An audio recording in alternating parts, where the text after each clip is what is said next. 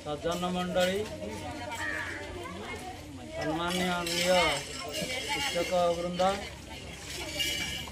मोर श्रद्धेय कुनी कुनी छात्र छात्री माने आज 79तम स्वाधीनता दिवस उपलक्षे समस्त को स्वागत।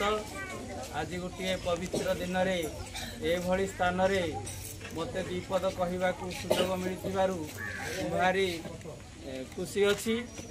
आज सारा देश आमर स्वाधीनता दिवस महाआडंबर रे पालन करुअछि।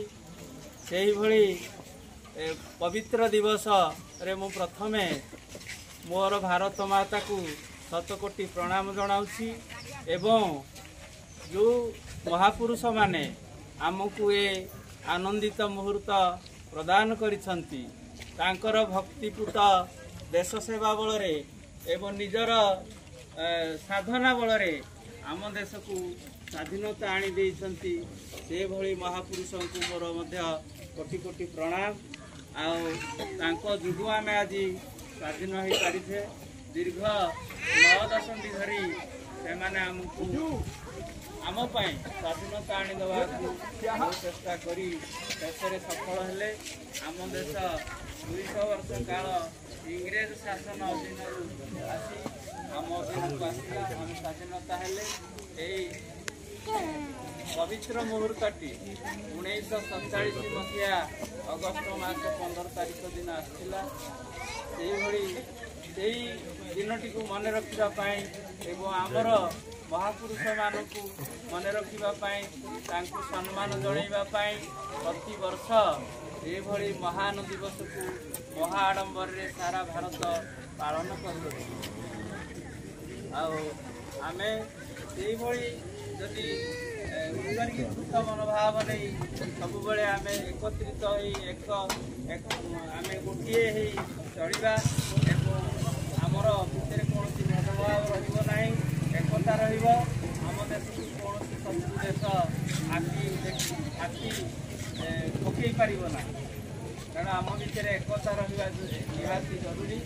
एकता बल आम असंभव काम को संभव करपरी आमर ऑपरेशन सिंदूर सक्सेसफुल होता आम देशर एकता बल आम देशर सैनिक अक्लांत परिश्रम बल आम आमर शत्रु देश पाकिस्तान को पराजित करते से बाध्य अमेरिका को अनुरोध कर युद्ध बंद होता। तेणु आम समस्ते एकजुट हवा देशपाई काम करवा एवं आम देशर मान सम्मान रखा। तेणु आम समस्ते भल रही पारिबा मुझे कही मोर वक्तव्य सांग कर जय Hind.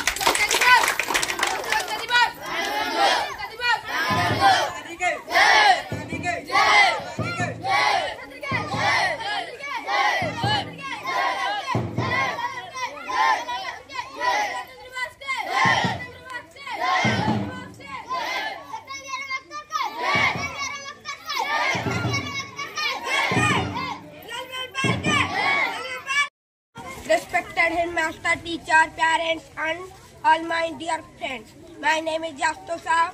Today is 15th August, and we wish very happy Independence Day. Independence Day is a national festival of our country, and this year we are celebrating 79th Independence Day of our country.